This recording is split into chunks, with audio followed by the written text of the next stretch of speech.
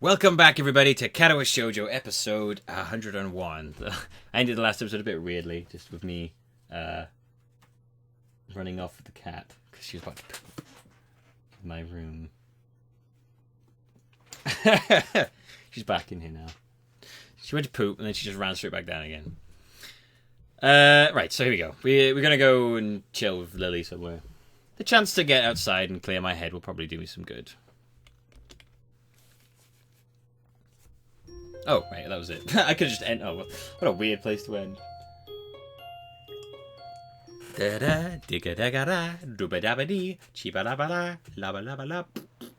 Bored of standing in place and watching the television in a shop window, I pull myself away from the tacky display with little effort. After living at Yamaku, the city seems like an entirely different world.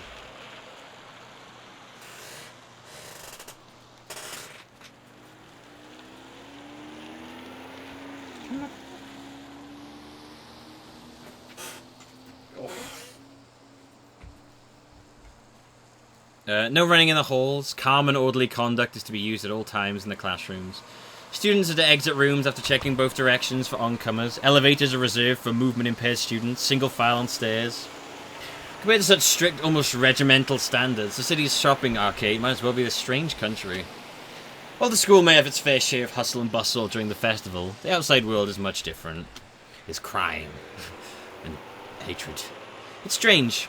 Having lived in a metropolitan city before my accident, it should feel more natural than Yamaku and the surrounding town ever could. Yet it feels foreign somehow. The elevated walkways and tall buildings, each adorned with billboards taller than any free people who don't do anything to distract me from the passing crowd's reaction. Lily keeps one hand on my shoulder, the other hand holding her cane, which taps on the ground with a metronome-like steadiness. Looking over to her, that neutral smile of hers still holds. Having only seen her in school uniform, I'd not recognised her as she sat on a bench waiting for me to come, if not for her cane propped up against it and her distinctive hair. I can't tell whether she's glancing at her whether they're glancing at her due to her height, her foreign looks, her obvious blindness, or all three. Not that any of those would make the situation any less uncomfortable than it is. Do you have any idea where to look first, Hanako? Yeah, Hisao? Hisao? Her soft voice breaks me out of my line of thought. I can't imagine that she's...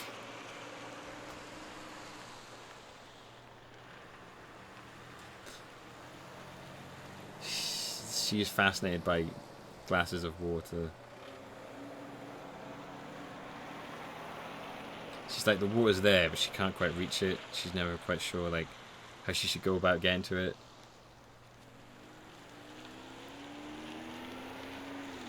You okay there now? You done now? Good. I can't imagine that she's failing to notice the attention she garners. She seems unfazed by it. I get the feeling she's the type to enjoy walking outside, so she might be used to it by now. Not really, it's just my first time in the city, so I've got no idea where to go. She furrows her brow in thought, planning a route for us to take, and, come to think of it, a way to communicate it. Something I noticed in the time I've been with her is how, when deep in thought, she lacks close to any form of body language to show it. Her expression may change, but not a hint of movement shows. She seems to have little in the way of sweeping physical gestures in general, though. So I've assumed it's part of her reserved nature. Is there a large electronics store near here? Take a quick look around, mostly finding clothing stores. After a few seconds, I notice a store with a bright blue sign some distance away that fits her description. Yep, it's just a bit ahead of us. Should we go in that direction? Thankfully, it's just the information she needed. With a nod, we start off and head towards Lily's unknown destination, landmarks being our guide. Ooh, what's this? Here you go, 1 vanilla, 1 chocolate. I hand the money over the counter and take the codes to the railing that Lily's sitting on. I can't believe I let her trick me like this. She's not only led me to an ice cream stall, but she also got me to buy her some. At least she gave me the money for hers. It's because she's rich. She can afford to. She could buy it for both of you. Sure enough, she's patiently waiting there where I'd left her. I guess she was planning on making the day an event rather than a simple shopping trip. I call out to her and slowly place the vanilla cone in her outstretched hands, being careful to make sure she has a good hold of it before letting go, and just throw it to her. Hey, catch!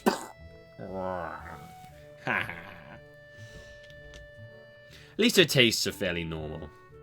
I was worried she'd ask for some weird flavour when she first asked. Like, pickle and beetroot. That's my favourite flavour.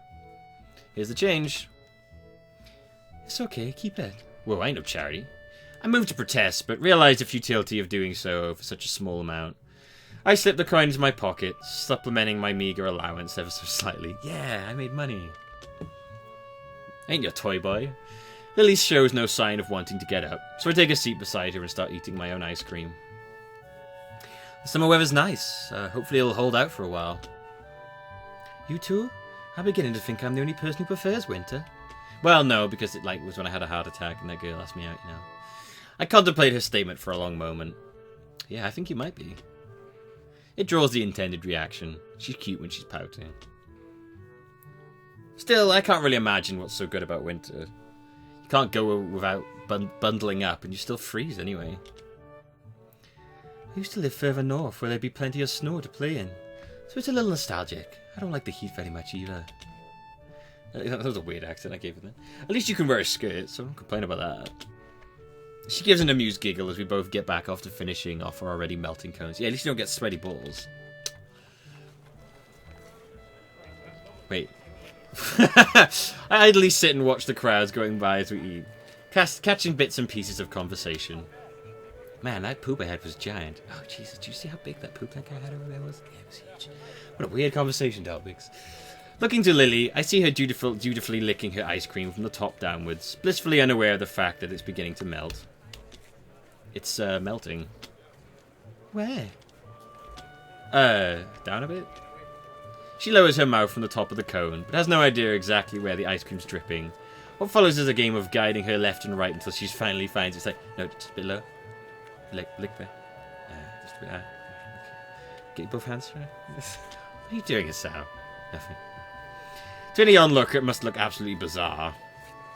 A girl with her eyes closed, turning her cone over and over as the guy next to her gives instructions. Look, no! Is that we're doing competitive ice cone licking. A strange variant of childhood blindfold games, maybe.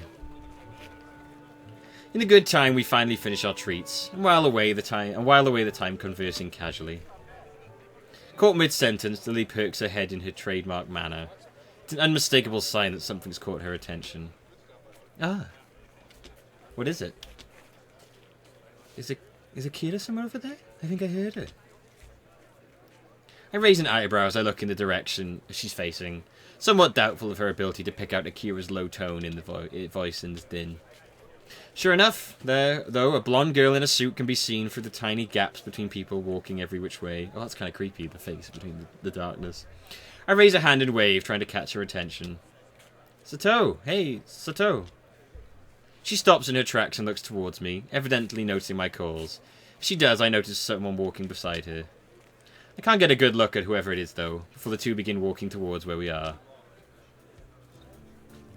As they reach us, Lily and I stand and dust ourselves off. Akira!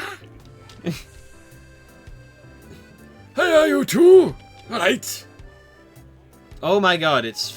what's his face? Oh, I don't know. Oh, gee willikers. She nods towards me, a gesture in which it's the brother-sister guy. Oh my god, the two brother-sister guys. She nods towards me, a gesture which... that's the brother-sister and that's the sister-brother. She nods towards me, a gesture which I quickly return. My gaze shifts towards the young girl next to her, and our eyes meet as they do. Akira plops a hand onto her head, a move which doesn't seem to faze her. I don't believe we met. I'm Hideaki. Pleased to meet you, Hisao. A guy's name, huh? Guess I dodged a bullet there. He bows somewhat restrained by Akira's hand being on his head. Oh, Hideaki's here too? Are you well? Akira's been taking very good care of me. Thank you. Oh, Akira's been taking great care of me. I'm so golly. Gee willikers. Look out, Pluto. Akira grins as if to affirm the point and rubs his head hard, dragging it around in a circular motion. His dreary face during this is somewhat amusing. Uncle's out of business again, so I'm just taking him around town for today. Uncle's out of business again. There you go. On business again. And I prefer to be spending the day on a date with my boyfriend, but, you know, whatever. Hideaki gives a cough to try and redirect Akira's thoughts. As he does so, though, I find mine wondering. They're related? And further, as first cousins? I suppose that explains why she's taking care of him in any case. Come to think of it, Hideaki, how do you know my name? Oh, Akira told me. Being a Yamaku student, I suppose you're disabled in some way. Not everyone in Yamaku's disabled. Which I only learned a handful of days ago. I give silent thanks to Shizune and Misha for their stream of information about how the school works. Because of them, I find out that since the school will accept practically anybody suffering from non-mental disabilities, it doesn't discriminate against healthy people either. It seems unlikely that many in good health would enroll there, though. While the standard of education is pretty high, it's extremely isolated and very much focused on helping disabled students. You're dodging the question. Damn, he's sharp. Before I can say another word, though, he decides to take a stab at it himself. If I were to call it myself, your heart? Kira looks mildly curious at me. Her interest peaked as well. That sure was a lucky guess. How did you... You know, you show no missing limbs or deformities, so external disabilities are out. Considering the lack of any strange mannerisms, it's also unlikely you have any mental disability. Yamaku doesn't take disabled students. I know. Leaving that aside, the only possibility left is that of internal disabilities. I didn't know which one you might bear, so I guessed, correctly as it turns out, and your reaction confirmed my guess. Well done, a little bemused, I look to Akira. She grins and shrugs, obviously taking some enjoyment out of her partner's deductions. You're like a fucking Sherlock Holmes here. I'll punch you in the face if you shut up. Whoa, Sal, calm down. He's sharp, yeah, but well, a little unsympathetic. Logical, but lacking in tact. A little Spock there. Sherlock Spock. His attitude reminds me of Shizune, in a way, through his looks. Oh, if only you knew. May I ask why you're staring at me? Surely I'm not an unusual specimen. Does he not know how unusual he looks? I could overlook the spats and clothes as just being coincidental, but the ribbon in his hair really is too much. This is entirely beside the point, though. He's very gender neutral. Sorry, you just remind me of someone. Kira gives him a sharp jab with her elbow. Told you you're not that much different from her. He coughs into his hand and tries to maintain an upright and serious demeanour. I see you've met my sister then. Perhaps my full name might help you. I'm Hideaki Hakamishi. You're probably thinking of my sister, Shizune Hakamishi. Oh, so he's Shizune's brother. Wait a minute, if Hideaki is the son of Akira's uncle, and Shizune is his sister, then that means Lily and Shizune's fathers are brothers. Therefore... Lily and Shizune are first cousins? Lily groans in an uncharacteristically unrestrained manner. The reaction earns an amused smirk from his sister. The enmity between the two just took on another meaning. I'd thought it was simply a matter of difficulty of communication between the two, but a family feud makes things much more complicated. You can choose your friends, but you can't choose your family. You can pick your friends, and you can pick your nose, but you can't pick your friend's nose. She gives a half-hearted shrug. She mustn't give as much weight to the two conflicts as I do. Well, that's how it is. What are the two of you up to on this fine day? We're shopping for Hanako's birthday present. The day will be coming up soon, so it's the last chance we'll have before school starts again for the week.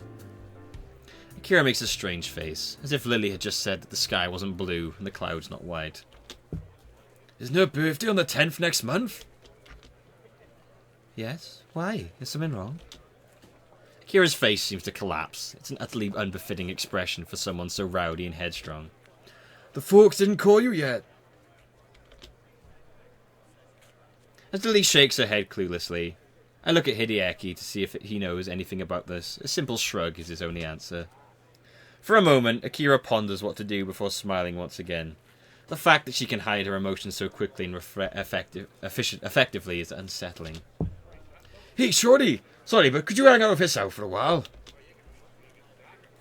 Hey, Shorty! Alright there, how's it going, like? Alright there! Oh, aye! Ah! He nods and waves her off, Kira placing an arm on Lily's shoulder as she guides her away and out of earshot. And so I'm alone with Shorty. Yo, Shorty! So, nice weather, isn't it? Oh, Jesus. It seems so. I guess they dumped us. Indeed.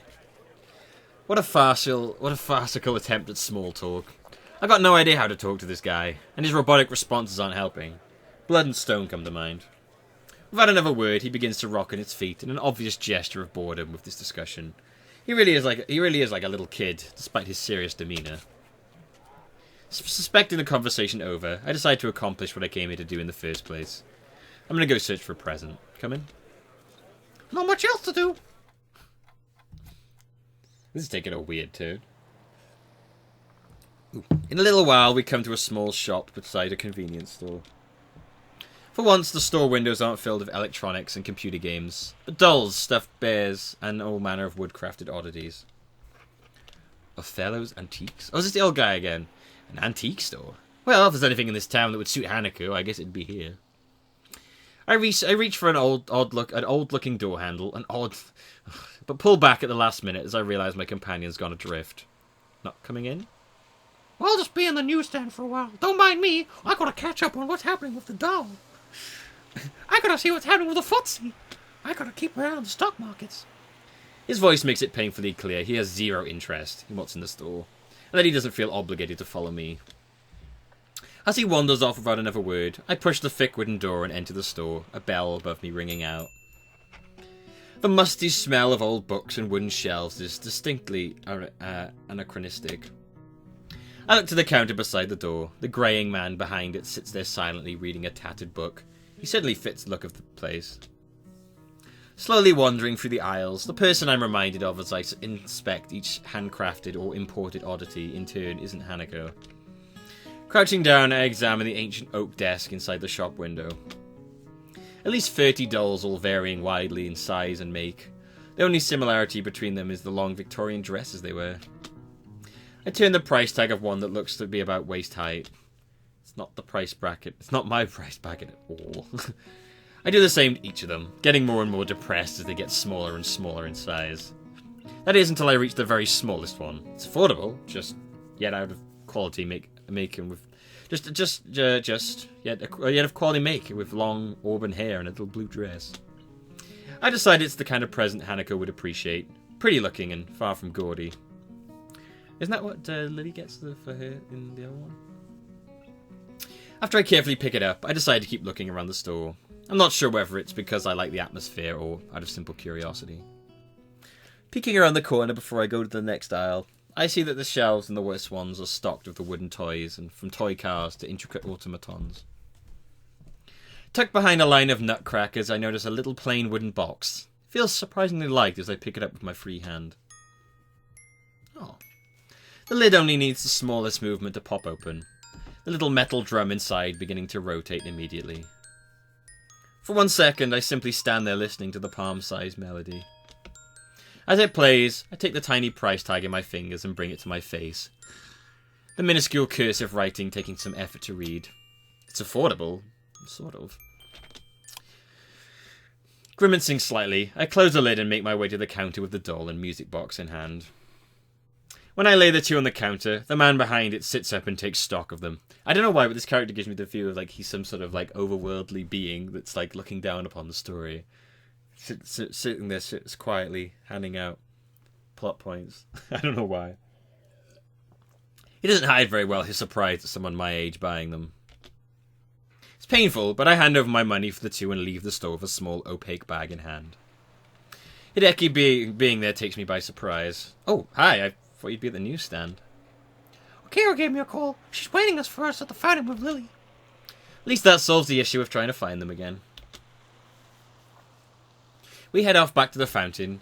Hideki's immaculate posture and presentation, despite his appearance, makes for a strange contrast even as we walk. Lily and Akira stand there waiting for us, their faces hard to read. Hey, you ready to go, shorty? Right there.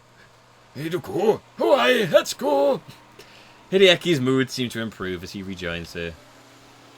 See ya, Lily. Hisao. Tell Hanako I said happy birthday. We will. Bye. Goodbye, Akira. And with that, the two disappear into the fracas of the afternoon city crowd.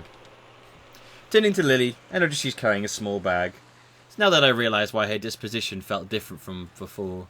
While Lily's typically the type to wear her emotions on her sleeve, her expression and tone are clouded and difficult to read. It's more than a little off-putting, but given the effort she's making to hide her emotions, I doubt she wants to be cornered on why she's feeling this way. Already bought Hanako a present? Yeah, have you? Yep. Should we head back to the bus stop then? Okay, there should be a bus back to Yamaku pretty soon. And with that, we begin to walk. It feels strange compared to before. Lily's hand on my forearm feels unusually tense, and the whole atmosphere is extraordinarily awkward. The silence continues for a long while. I really don't like seeing her like this. Hanako's birthday party is going to have to be held earlier. Is the 4th going to be alright for you? I have no other possible obligations anyway, so I reflexively nod. Oh shit. Only afterwards do I remember that doing so is pointless and quickly answer so by speech. She tries to collect herself, a task that looks almost pitiable in how plain it is to see how distant her thoughts are. Sorry, Hisao. You said the bus will be coming soon, right? That's right. But now she says that, I have an idea. Actually, do you have anything to do later today? I don't believe so. Why do you ask? This is the point where I'd normally take your hand and rush you somewhere, but even without that, you'll have to trust me, okay? I take her hand and gently lead her on. I take her hand and gently lead her on to check out the milk in my pillow. Her distant face replaced by one of mild surprise and curiosity. As the waitresses set the cups of tea and coffee that I ordered onto the table, I thank her before she takes her leave. Truth be told, I really lucked out in finding this cafe. I didn't really know where I was going. Rather, I was looking for any cafe that looked relatively nice, even though it doesn't matter for her. Having managed to recover a little, Lily tentatively sips at her cup as I take a long gulp of the coffee in front of me. As I hoped, her face lights up as she realizes what flavor it is. Ah, this is wonderful. This is wonderful. Thank you. Hisao, how did you know that this was... I asked for French vanilla black tea, hedging my best bets that it would be her favourite flavour, or at least one she liked. Well, I don't really know much about tea, it sounded like one she might appreciate. On the basis of her liking vanilla ice cream, a tea connoisseur I am definitely not. It was a lucky guess. You really like tea, don't you? She puts her teacup down and gives a tiny nod, that familiar small smile thankfully perched on her face once again. Drinking tea is calming, I think. With the amount you drink, I'm sure you're not addicted. You sure you're not addicted to it? Caffeine addiction is pretty common nowadays. Did I ever say I wasn't? She lets out a giggle as my head drops. We all have our vices, I suppose. And there are worse things to be addicted to. French vanilla black tea, huh? I'll have to remember that. For a while, we both silently drink. It's comforting to have someone like her nearby in such new surroundings, even if it's just the two of us sitting in silence. I begin to wonder if this feeling is the same for her, until she sets down her cup. So, do you mind if I ask you a slightly odd question? Depends on the question, I guess. I was wondering what your favourite colour is. Everyone has one, after all. I must reply before realising why the seemingly mundane question is actually quite strange. My favourite colour, but... She gives a pouting look, wanting me to answer anyway. While the answer seems unavoidably wasted on her, there isn't any harm in giving it. I've always had he's always like, but you can't see colours. Wow, that's a stupid question. He keeps doing that. Wait, but you can't see my face. That's just... Wait, but you can't... Just a stupid question. I've always had a thing for green. I say it's my favourite. Green, is it? What do you think... What things do you think of when contemplating that colour? I suppose grass, fields, and trees in summer. The army as well, with camouflage. Men always seem to like the military. But sounds like a nice colour. A very nice colour. She nods her head a little, as if approving of the choice. Yes. Considering how foreign the concept of colour is to her mind, labelling it by association seems reasonable enough. If everyone has a favourite colour, then what's yours? White. I'm told that's the colour of snow and of ice cream. You're no better than me, then. If you only like that colour because of a favourite food, I guess white is nice too, though. Speaking of colours, it'll be getting dark soon. Let me help you up. Lily offers her hand, which I take in mine to help levy her up from her seat at the table. Its softness compared to mine takes me off guard, as I'm not really used to such casual contact. It doesn't seem to bother her at all, though. Well, it seems obvious why. It feels like just one more lady aspect to her. As her hand moves to my pocket... Whoa, what's going on here? I quickly cut her off. Don't worry, I'll pay for this. Oh, thank you, Hisao. She gives an earnest... You shouldn't, she's rich, she can afford it. You've got to milk it. She gives an earnest smile at the gesture, a reward much greater than that of her words. Look at him being all gentlemanly. By the time we step off the bus, it's well and truly dark. We make our way up the hill in silence. Oh god, there's a creepy guy that's sitting there going like, hello. Both of us behaving a little awkwardly, probably because of the day's events. While I'm still concerned over Lily's withdrawn nature after meeting her with her sister, the fact that I managed to cheer her up even slightly feels like a personal victory. But it feels like the air between us has changed. Maybe it's only a bit, but it's something I don't think either of us realised before. That was a date, wasn't it? It was. It doesn't elude either of us, the question's answer being so self-evident as to be rhetorical. Awkward as it may be, I don't think this feeling is bad. In fact, quite the opposite. I don't know what it is. I certainly can't be sure, but it feels like something a little more than friendship. Understanding? Empathy? Say something, you fucking moron. Empathy? Searching for words to adequately describe it is difficult nonetheless. Would you like to do this again sometime, Lily? Without shopping for presents? The tentative question is met with the same look from Lily as before. Her pale skin makes the rosy tint of her cheeks just slightly more noticeable from her face. Noticeable, and her face, though still pointed to the street ahead of hers, lowers just a little. Okay. Oh, that's nice, isn't it? Oh, that's nice, isn't it? It's lovely. It's bang tidy, that is. Fucking lovely, that is. I like there, Bee. Sleep on my legs. She's been asleep on me for like this whole time. I walk down the hall of the girls' dormitories, my school bag in hand. A doll lies inside, carefully placed on... Oh, is this a pajama party? A doll lies inside, carefully placed on top of the small box I've been carrying. I've been carrying the box in there for a while now. Still not sure what to do with it. This whole situation, come to think of it, is bizarre. While I've known of Hanako's upcoming birthday party for a while now, I had no idea exactly what the celebrations would be until I found a single note left in the abandoned tea room earlier today. I hold it up and read it again, double-checking the instructions, the plain black handwriting fairly legible despite Lily's blindness, clearly thanks to the considerable effort and care. Hisao, we'll be holding a party at my place. Please come at 6 o'clock to room 225 in the girls' dormitory. Sorry for notifying you in this way, but I have class representative duties. Lily Sato. Not reassured, I continue walking down the hallway. It's a prank. It's a prank. They're gonna de-pants you and sack you. I continue walking down the hallway until I reach Lily's dormitory room. I hesitate for a second, but eventually give 3 sharp taps on the door. A brief and muffled exchange of words can be heard from the other side. Listening closer, I can pick out Hanako and Lily's voices.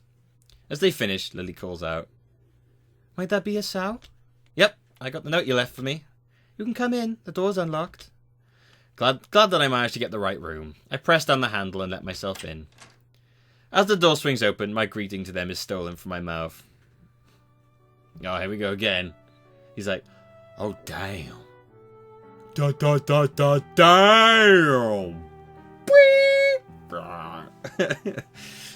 Goes all like mask. Lily sits at a low table in the centre of the room in her pyjamas, while on the other side, Hanako sits in a nightgown. Being dressed in only my normal school clothes, I feel quite out of place. He's like, oh, damn, you should have told me I would come in my sexy pyjamas. My sexy wolf pyjamas. I steal a quick glance at the lovely sight of the two, my eyes tearing themselves from Lily's long, thin and pale legs, only with a measure of reluctance. Hi, I think I brought everything that was needed.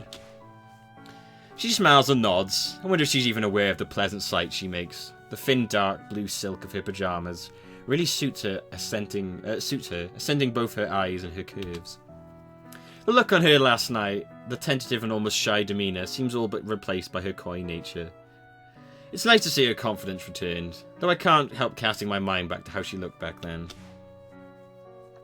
I look to Hanako, who nervously sits opposite her in her gown. It isn't a surprise that she'd wear something so conservative, though it definitely looks cute. Hi Hanako, happy birthday. Thank you. She's unusually skittish, despite the fact that she's warmed up to me considerably over the weeks we've come to know each other. This is a pretty unusual situation, I guess. Feel free to take a seat, Hisao. I'll just pour you 2 some tea. Sure thing. Lily takes the steaming red teapot from the side of the table and gently pours its contents into our teacups as I take a seat behind them, setting my bag against the nearby wall.